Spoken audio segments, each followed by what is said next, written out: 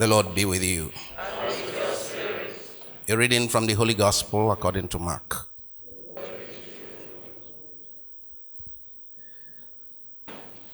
Jesus and his disciples went on from the mountain and passed through Galilee. And he would not have anyone know it, for he was teaching his disciples, saying to them, "The Son of Man will be delivered into the hands of men, and they will kill him. And when he is killed, after 3 days, he will rise." But they did not understand the saying, and they were afraid to ask him. And they came to Capernaum. And when he was in the house, he asked them, "What were you discussing on the way?" But they kept silent, because on the way they had discussed with one another who was the greatest. And he sat down and called the 12, and he said to them, "If anyone would be first, he must be last of all and servant of all." And he took a little child, put him in the midst of them, and taking him in his arm, he said to them, "Whoever receives one such child in my name receives me. And whoever receives me receives not me, but the one who sent me." The Gospel of the Lord. Praise be to you, Lord Jesus Christ.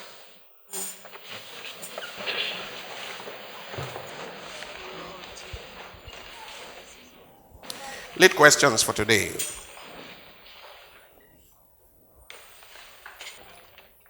Question number 1. The first reading shows how corrupt or ungodly persons often conspire to torment the innocent person. How corrupt or ungodly persons often conspire to torment the innocent person. Why does this happen? And what recourse does the innocent person have? Question 2. How, according to St. James, does inordinate ambition cause all the problems we have in the community? Division, strife, violence, and war. How does inordinate ambition cause all these conflicts? Question 3. What are the elements of true greatness? The elements of true greatness as taught by Jesus Christ in today's gospel. And 4. What are you doing right now? And or what do you intend to do in order to put Jesus' teaching on service of others into practice? What are you doing right now? And or what do you intend to do in order to put Jesus' teaching on service of others into practice? Yes, what do you mean?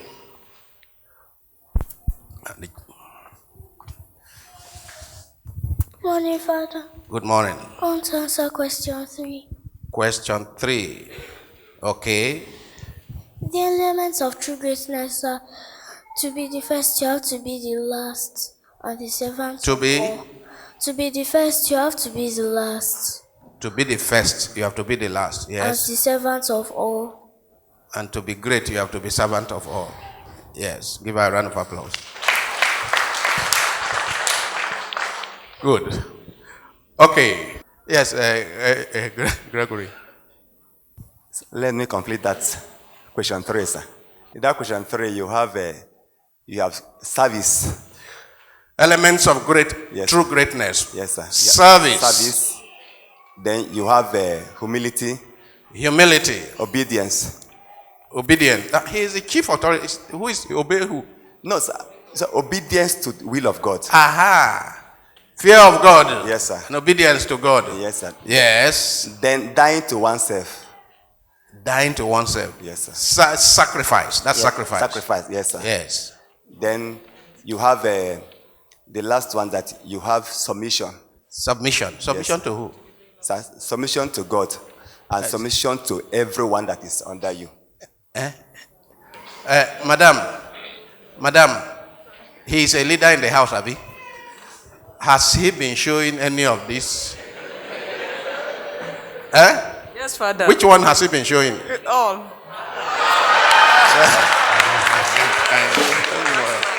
Okay. Since you say it, we believe her, Abi.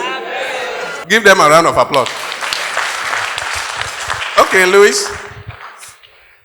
Good morning. Good morning, everybody. I want to attempt question 1. Yes. I think it's pretty straightforward because if a group of people, let me say corrupt or ungodly persons, are doing something in a particular way, and somebody is trying to do on the contrary, it's just logical that they have to try to take the person out or frustrate the person. It's logical. On their part. Oh. It's logical. So, but the thing is, ungodly people, when this thing happens, when you frustrate an innocent person, actually, they know that if the innocent person stands his ground, they know the innocent person is right. But just because they are going with the flow, they think that they can eliminate the person. So, even normal things like law of karma, over time, has shown that innocent people somehow, over time, will prevail. And that's the beginning of the recourse of the innocent person. And of course, if the innocent person is relying on God and is prayerful, I'm sure that the innocent, quite naturally, the innocent person will have. So the recourse the innocent person has is that the innocent person knows that somehow, ultimately, he or she even the ungodly people also know. If, for instance, now from the way it's displayed now, corrupt people want to frustrate an innocent person. You mean ungodly people know that the innocent person will ultimately triumph? Yes, they have it. They know. But on the short term, they plan to just get short-term benefits. I don't think it is very clear to most people that the innocent person will triumph. I mean, a lot of the people in this society who say that what man go do, this is the way things are done in this country. Is everybody clear that the 1 out of 200 people who is innocent, that he or she is the one that will triumph? Is everybody very clear about that? No, I don't think everybody is so clear. Probably not. But you see, the corruption blinds people. Sin blinds people to the extent that what you are saying now, the sinner doesn't see it clearly, does he? No, the sinner doesn't see it clearly because sin has a blinding effect. Corruption has a blinding effect to the extent that the person doesn't think beyond the profit of the moment. It is the innocent that has the capacity to think of the profit on the long run. But the sinner is blinded, does not see it. The sinner thinks that if we can unite together and crush this innocent person, our regime will be there forever. Have we not seen it in this country? Yes, Tony. I would like to attempt question 2. How, according to St. James, does inordinate ambition cause division, strife, violence, and war? I think relating it to our own current situation or times, I find myself in an office where I'm working and I'm due for promotion, or maybe actually I'm not even due for promotion, but there's a vacant office up there, and somebody else who actually is meant to have that office is promoted. Because I've lobbied for it and I'm not getting it, then every other person too should not get it. So I either look for a way to take that person out or ensure that nobody actually gets it. And in that way, you can generate a lot of tension, a lot of violence amongst people around. Just I'm coming down as low as just our immediate offices where we work, school, family, before we even begin to look up there. It's time for election, and if it's not me that's winning the chairmanship election, then every other person cannot win it. But I will come out to show people that I am good. I might actually go behind the back, pay people to cause a lot of violence and destroy things. Because I believe that even the war going on around the world, it's because somebody's own personal ambition has not been fulfilled. Give him a round of applause. A case in point is the war in Syria that has scattered refugees all over the world. Now there is somebody sitting down calling himself president in Syria and making sure that anybody that opposes him is dead. Right? Now that's a big one. But on the small level in families, aren't there examples in marriages between husband and wife? Aren't there examples in local communities, including churches? Have you not seen conflicts and strife on account of people wanting to be president of St. Jude, president of St. Anthony, president of CWO? Yes.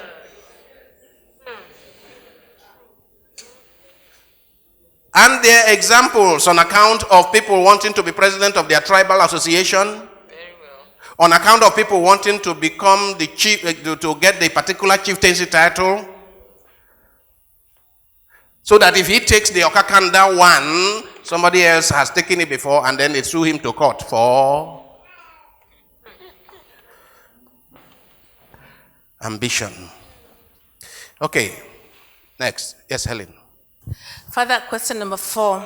Yes. What am I doing right now, or what do I intend to do to put Jesus' teaching on service to others into practice? Father, what I'm doing right now is a realization that all I am and all I have has been given to me to use for others, not for me to keep. So based on that, wherever I am, I try to do my best to be of service to others by listening to them and going all out to help them in whatever they are doing. Now, I teach in the university. There are Muslims and Christians, and I know that the truth is the truth. So when I see somebody doing something that is not the truth, I sit them down, irrespective of whether they're Christians or Muslims, to tell them about the truth and why they should be truthful in whatever they're doing. Telling people the truth, yes, is a service. Yes. Does everybody acknowledge that? Telling people the truth is a service. And so those who tell the truth in society while others are living a lie, they are performing a very important service. Especially when telling the truth often comes with pain and suffering. Yes. Secondly, I have stopped complaining. I used to complain a lot. And if I am to put Jesus' teaching into practice, I don't complain about anything. No matter how severe I think something has been done to me, like at work, you try to do your best and use it as a point of prayer. And more so if it's going to help somebody else. You do it and you say, somebody is going to benefit. It's Who is the you that should do it? I say you. Me, I do it. And Father, putting Jesus' teaching into practice is like planting a tree, knowing that by the time it grows to provide shade, you are not there, but you know that people are going to benefit. So you say that even though I'm not going to benefit, society is going to benefit, so you go out, all out to do it. Thank you. Give her a round of applause. Okay, so we move on now. Last Sunday, we discussed how Jesus predicted his passion, right? Yes. And we have it again today. He presented himself as the suffering servant and shocked his disciples and shocked his followers. He said he will be rejected. He said he will be humiliated. He said he will be killed. We even saw that Peter was exasperated, and Peter began to rebuke him and remonstrate with him. Following the prediction of his passion, Jesus asked his followers to take up their own crosses. Now, as Jesus travels to Jerusalem, why was he going to Jerusalem? To face his suffering.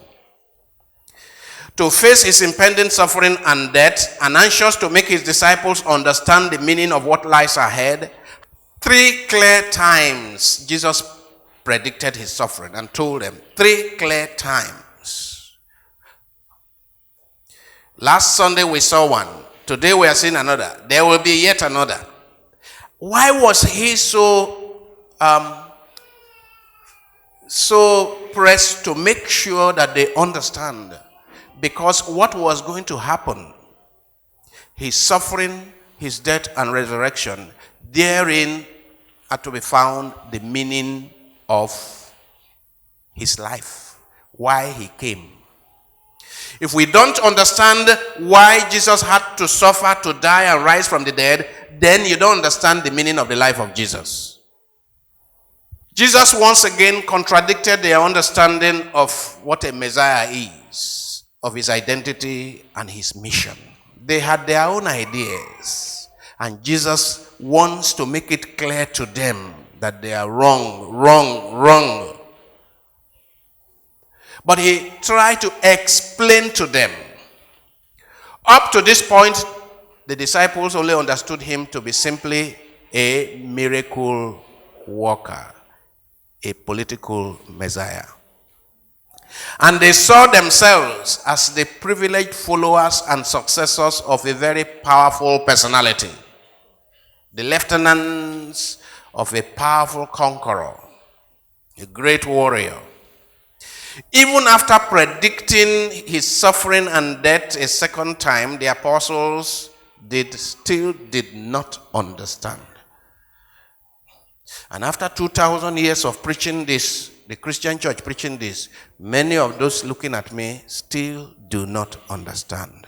Let us pray that on account of the Eucharistic celebration today, most of us will get to understand. And because they did not understand what lies ahead, or somehow, there is somehow what is called mental blockage or selective hearing. You can do selective hearing. Somebody is saying something, and then you select the one you want to hear and reject the one you don't want to hear. So the sound hit your ear, but because you chose not to hear, you did not hear that one. They didn't hear. So what were they discussing on the road? See, when this master of ours, when this Oga, when his kingdom comes and he mounts his throne, who will be on the left? Who will be on the left? Who will be the chief of staff? Who will be the chief of staff? Because that's a very powerful position, isn't it? The one that allows you to see him or not to see him. And you can imagine, Peter will be like, I am the one, he makes me the rock now. John will say, come on, you know that I am the one that is the beloved. He has shown all of you that he loves me very much. Can't you see? I will be the first person. Then Andrew will say, all of you, you know that I was the first to be called. Peter, am I not the one who came home to call you? You can imagine. How? Then James and John, James will say, look, even our mother has already negotiated. Now, imagine after Jesus had told them about what was coming up 2 times, this is what they were still arguing and discussing. And the argument got heated. It was not a simple discussion. No. How can you come? How can you be the one that is chief of staff? Can you imagine of all the positions you are taking? Where do you belong in the scheme of things that you will become chief of staff? They were arguing, and Jesus heard them. It was a heated debate, and Jesus heard them. When they got to Capernaum, when they got to the house, Jesus called them and said, "What were you people arguing about on the road? The way I heard you people quarreling, I've not been hearing this kind of quarrel before. What were you people arguing about? What did they do?" Out of shame, they kept quiet. This is because the discourse was driven by what? Selfishness and inordinate ambition. They showed how little they had learned and how poorly they understood Jesus' mission. So Jesus brought a child and set me before them. He challenged them to welcome the little child. What was he doing by calling them to welcome the little child? What was Jesus doing?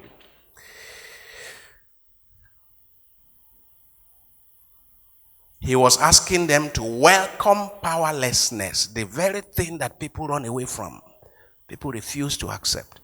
And I say, till today, Christians are rejecting powerlessness.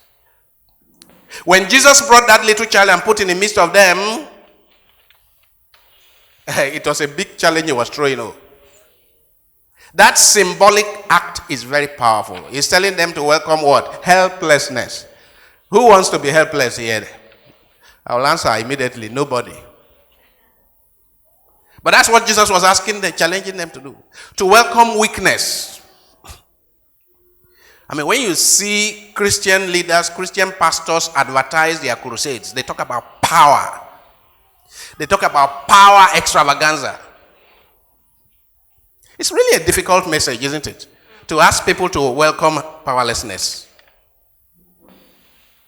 Every time the issue of power comes, you see how Jesus Christ runs away from power and emphasizes helplessness, powerlessness. I didn't become a Christian in order to become powerless now.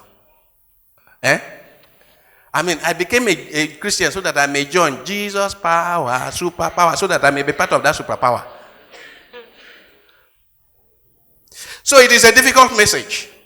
I didn't become a Christian to be powerless, to be helpless, to be weak, to be vulnerable. Imagine. Vulnerable means, as I always say, amenable to being hurt. To be amenable, to be easily hurt, to make yourself easily hurt. I know some young people here who say, I have loved before. I have loved before. I am not going to love again. I'm not going to allow anybody to hurt me again. I have loved and I have been hurt. I'm not going to. I say, die now. The day you decide that you will not get hurt again, I say that day, die. Because what is life if your heart cannot be hurt? What is life if your heart cannot be hurt? Cannot be wounded? Human hearts were created so that they may be wounded. If you make your own heart incapable of being wounded, then you are better dead.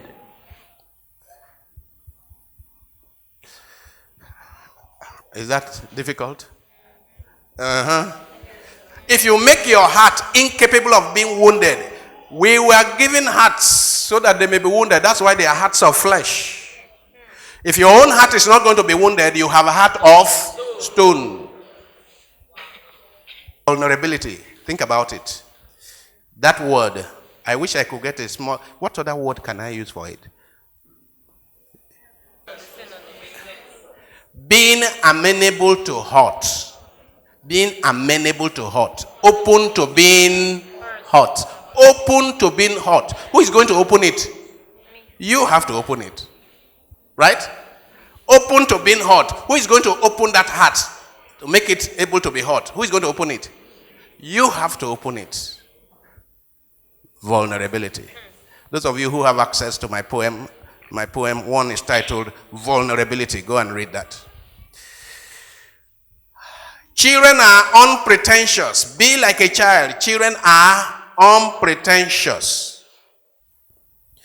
Even this little one here, by the time he grows up more than this, he begins to know how to pretend.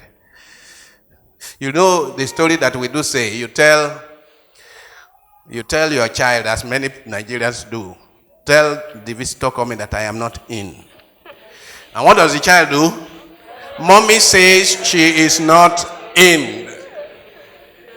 Where is mommy? She is actually in, but she says I should tell you that she is not in. Until the child grows up and learns how we do things. When the child learns our crooked ways, when the child notices that the creditor is coming, the child will be the one to even tell mommy, that woman, they come.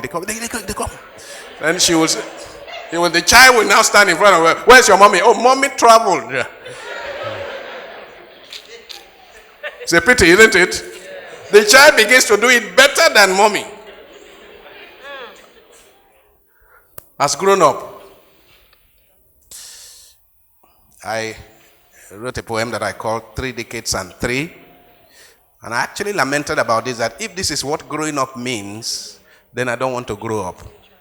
If this is what growing up means, if growing up means losing innocence, losing this unpretentiousness, then I really wonder whether I want to grow up. Children don't plot, do they? They don't scheme, do they? They don't conspire.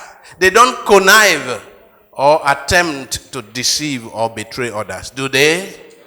Children don't harbor hurts. Children's hearts are amenable to being hurt. So you see the child today is pushed by his colleague and he falls down, is crying. The next 5 minutes they are playing together. True or false? The children know that hearts are made in order that they may be wounded. Children know that. Children are open. If we make that open, capital letter O-P-E-N, open to learning new things. Many adults are closed up because of what they had known. It's called learned prejudices. Learned prejudices. The things, the prejudices you have learned, it closes you up. They close you up against learning new things.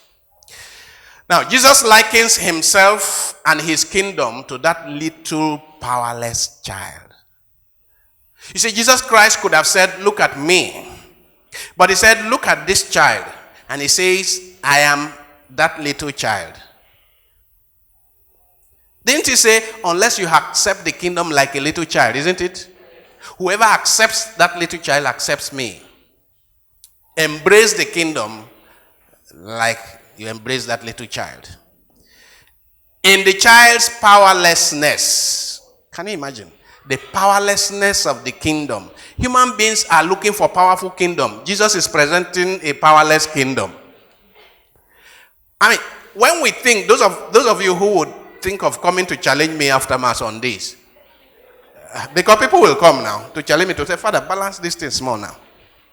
When you think of, before you come, think of Jesus Christ standing helplessly before Pilate.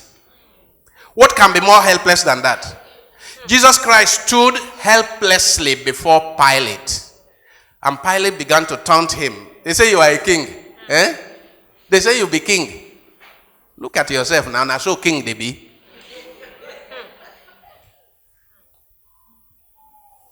And he said, yes, I am a king indeed. I am a king indeed, but not your type. Not your type of king. I have power, but it's not your type of power. My own kingdom, my own kingship is one that serves, not one that dominates. So Christians who emphasize too much of power, think about it. Are you really operating along the parameters Jesus set? There are people who are so convinced that because I am a Christian, because I pray, because I read my scriptures, no other person can go on top of me, can go ahead of me. I deserve to be on top wherever I am because I am a Christian. Because you are a Christian, precisely that is why you should serve others and not be served by others. We have a lot to learn, isn't it? We really have a lot to learn. He says the kingdom is like that of a little child who cannot resort to power tactics. Children cannot resort to power tactics when threatened or maltreated. They endure it.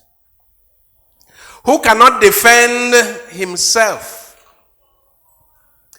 Children are so vulnerable, so amenable to being hurt, that I think parents should spend more time just observing their children.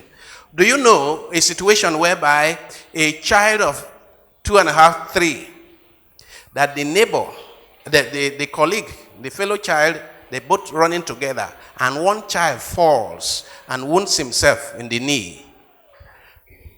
And the second child begins to hold his knee as if he is hurting. Have you ever seen that kind of thing? Why is that child holding his knee as if he's hurting? He is actually hurting because he's vulnerable. He sees another person that is weak and vulnerable. He becomes weak and vulnerable. But because the adult has barricaded his own heart with barbed wire and concrete fence, then the adult is not able to feel what that child can feel. The less of a child we are, the less human we really are. This is what Jesus is saying. The child's only protection is, or defense is, the father. The child cannot protect himself or herself.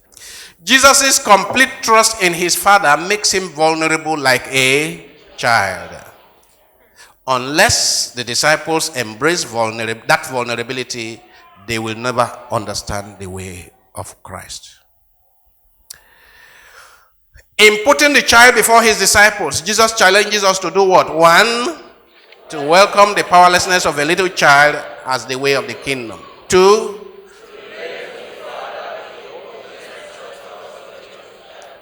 3,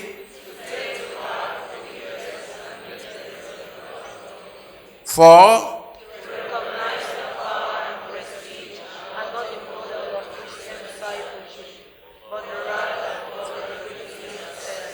take note of that. Let's read it once again. To recognize that power and prestige are not a model of Christian disciples, but what? But rather vulnerability and service. We have gotten to such an extent that as we are reading this, there are people who may be watching us or whatever, and they will say, not my portion.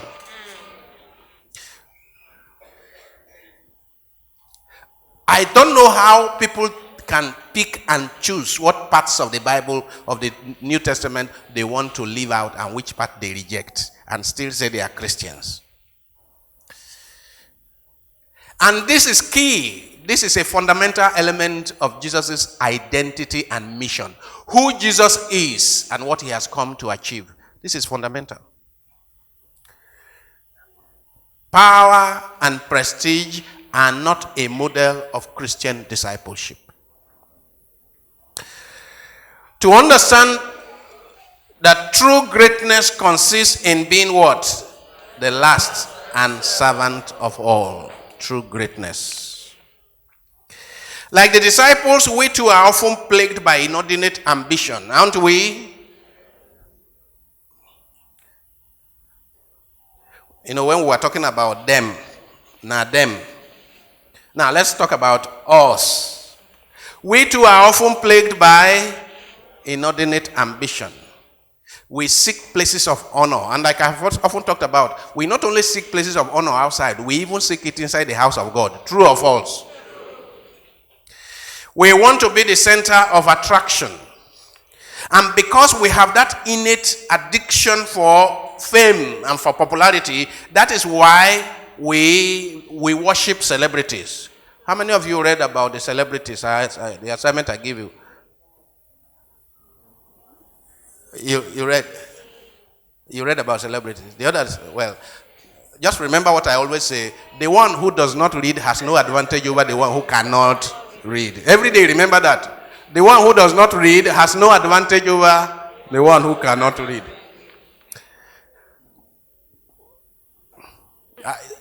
Part of the reason why we are so fascinated by celebrities is that there is something inside us that wants to be a celebrity too.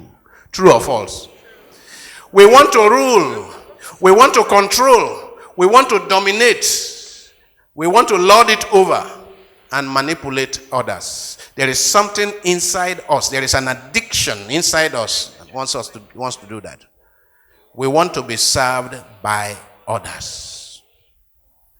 This is the natural human tendency. And Jesus Christ has come to liberate us from these natural, instinctual human tendencies. These inordinate ambitions, according to St. James, spring from the conflicts inside us. The fact that you need people to serve you in order to be happy. The fact that you need people to control in order to be happy. The fact that you need to rule over people in order to be happy. They are a demonstration of something inside you that has gone wrong. Conflict inside you. Selfishness inside you. Greed inside you. The lust for power inside you. These emotions result in what? Ruthless and aggressive competition. Oh, we like competition. And the more aggressive the competition, the better. We like competition, don't we? It is not enough that we play football or basketball, but we must compete to know who is the best. True or false? It is not enough that we can dance, but we must compete to know who is the best. It is not enough that we can sing, that we can play, but we must compete. Compete for power. And we do it in the most ruthless manner. Then we bring a lot of fraud into it. Look at the fraud that goes into sports, meaning the drugs, the stimulants. What do they take? Steroids, all kinds of things. So that I will now look like I am the best when I am actually not the best. What Jesus challenges us about is, do you really need that? I hope you know now that there are orientations in education now, especially elementary education, where you no longer have positions in class. I hope you know. Because children are now being taught the other way around, not to seek excellence, but don't be a competitor. Seek excellence. So you can actually, people have researched and say you can get the best out of a child without making him position 1, 2, 3, first, second, third, fourth. So there are many new educational orientations that say, look, you are already from primary 1, you are already teaching this child to be an aggressive competitor. Why don't you just make this child good and excellent without making him a competitor? People say, oh, it is only through competition. It is not true. We have not tried other methods. It is not true that it is only through competition.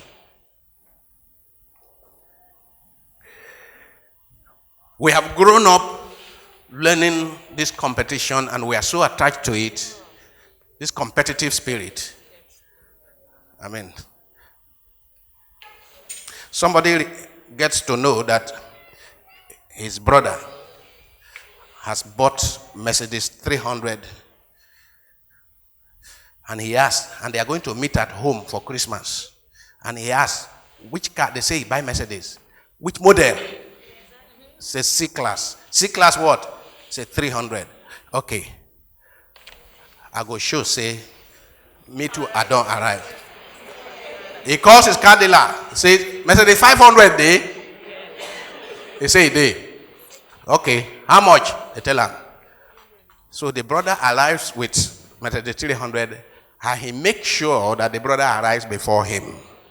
And then he arrives with 500.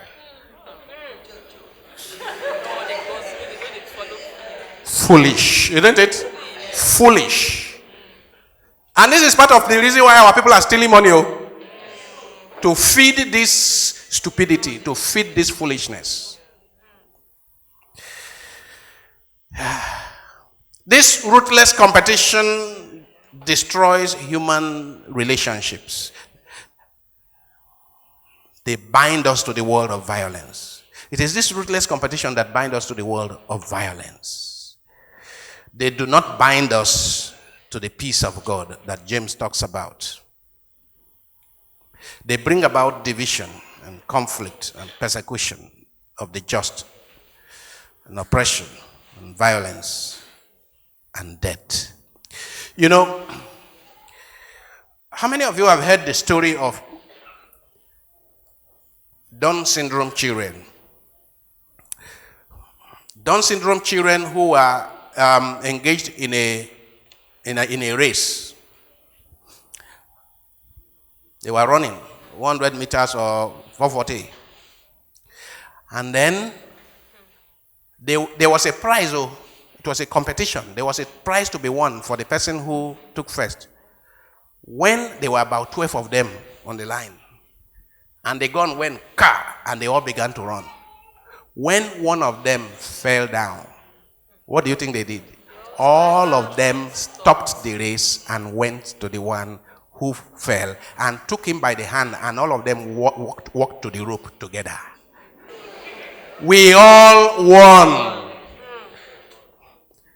The people who think that they get sense, what will they do? They will even match the person who has fallen down in order to go and take first. Who has more sense? Those ones. They are teaching us, this kind of children are teaching us what true humanity is supposed to be. I say that those who think that they know, when one of them falls down, he says, thank God. That's the person who would have been ahead of me. Now, the civilization Jesus Christ has brought, that's the civilization of the little child we call Down syndrome. The little child we say is not, a sense is not complete. Jesus says, look at him. Look at the way he does things.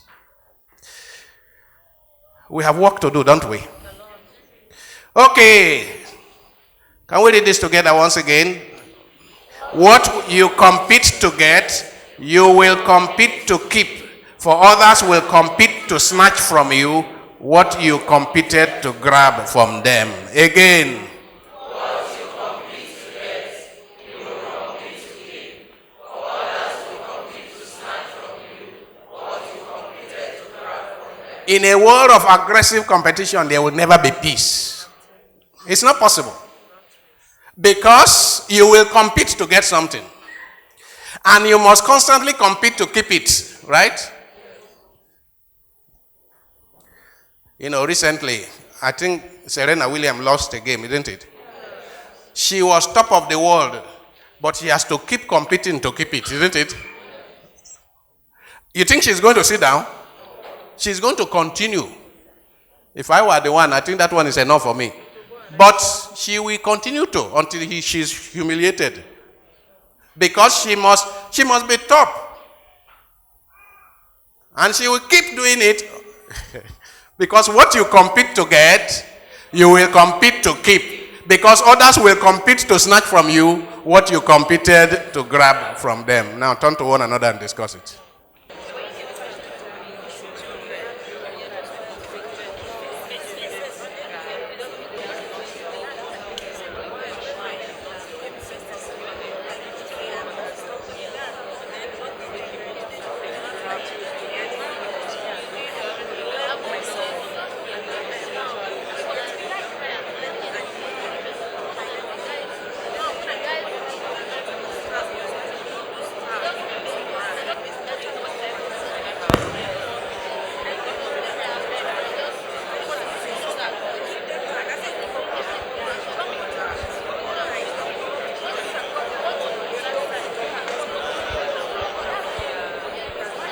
Okay.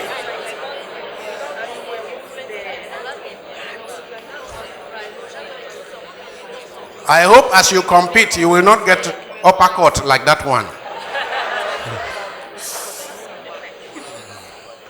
Who really is the greatest? Against the false ideas making the rounds about Jesus' identity and mission, we are presented once again with the ideal of what?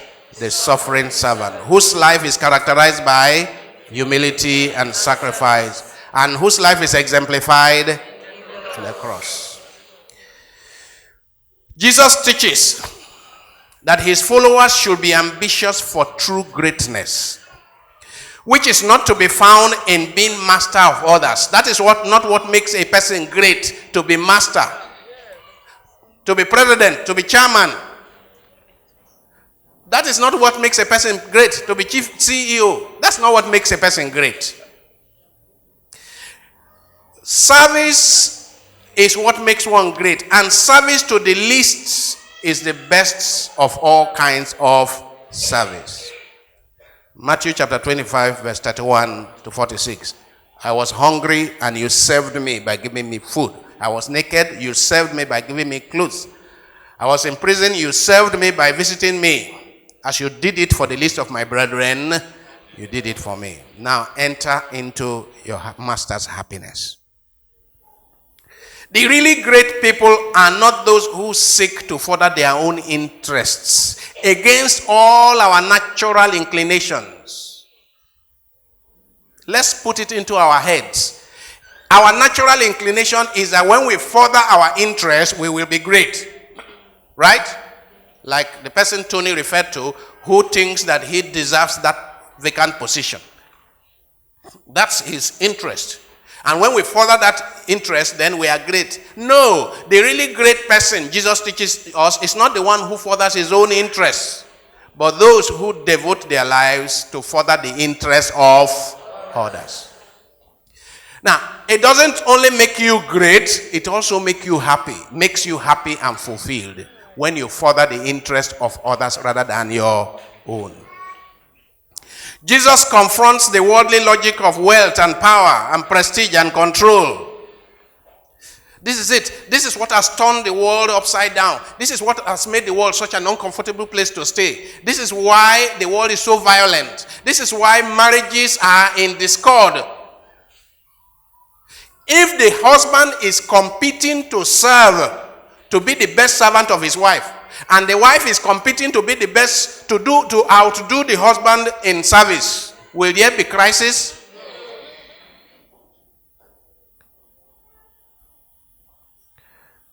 We are told that St. Francis of Assisi, his own competition was to be the poorest human being. And when he sees somebody who is poorer than him, he is jealous.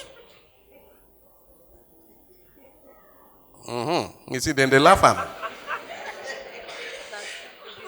And yet, whom are we venerating today as a top-level saint in heaven? St. Francis of Assisi. So we better take seriously the kind of thinking, the kind of logic he had. Jesus makes it clear that his own kingdom is not about seeking honor for oneself, but about serving others and seeking their dignity and comfort. Only those who are prepared to serve others, only those prepared to wash others' feet or to die for others will get to the top position in Jesus' kingdom.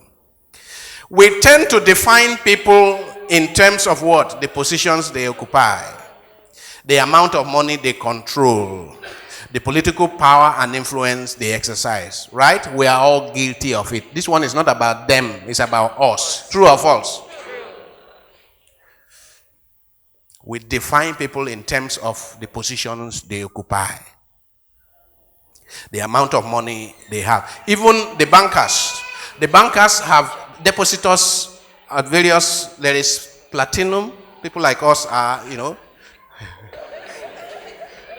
Then there is gold, right? And then there is, what do you have, bronze or what? Silver. So those of us who have billions in they are not asking whether we stole it, but that we have billions in account, called Gregory, not so. Called platinum. We make the mistake of putting people's jobs and positions before their persons. That is why we call people by their positions and their jobs.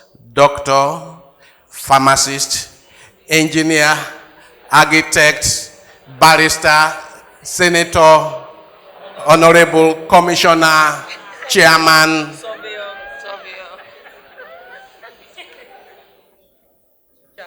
Rank and position have little broadcaster, Rank and position have little to do with Christ's idea of greatness or importance, right? Though our own, these things, we have overdone it.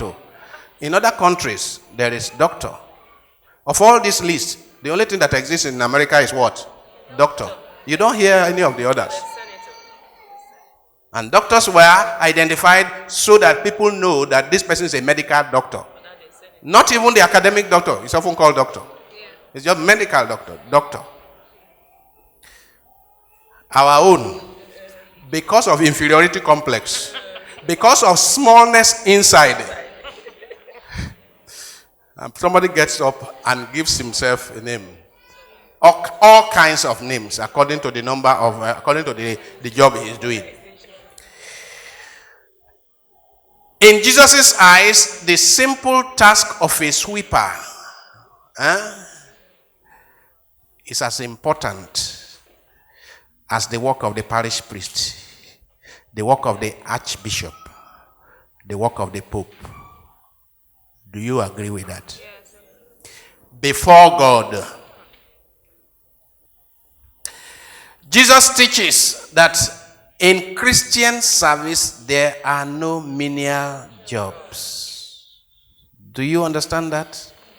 In Christian service there are no menial jobs. Think about it. So that you are a street sweeper is not less in any way than the person who is a neurosurgeon. The difference is how you put your heart into what you do. Because the person who is sweeping the streets of Abuja is beautifying the city, removing dirt, protecting us from bacteria and infections. If that person does it very well, that person is honoring God in the same way as the person who is president or senator and is doing it well. Do you understand that? Can we read the lines?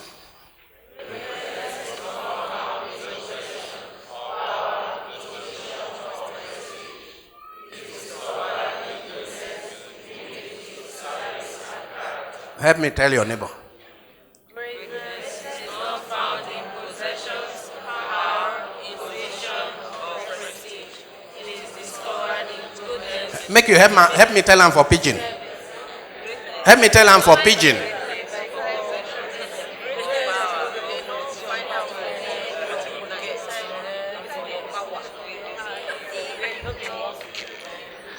Next, life's most persistent and urgent question is what? What are you doing for others? Ask your neighbor then. What are you doing for others?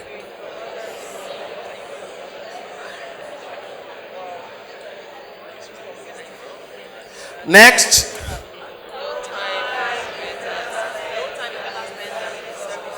again. Next.